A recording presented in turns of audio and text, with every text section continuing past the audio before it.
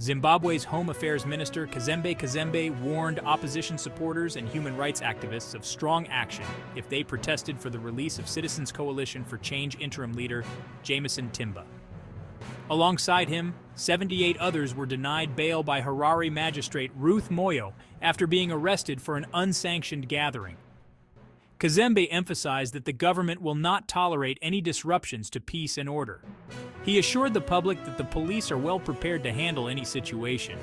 President Emmerson Mnangagwa echoed these sentiments, highlighting the need for vigilance against foreign interference while addressing mourners at the National Heroes Acre. Critics argue that Mnangagwa's administration has failed to address Zimbabwe's economic woes and is focused on consolidating power. The political scene remains tense, with calls for democratic reforms and greater accountability.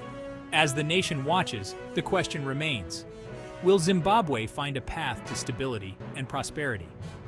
Stay tuned to find out. Don't forget to like, subscribe, and turn on the notification bell so you don't miss any updates from Zim News Live, YTS.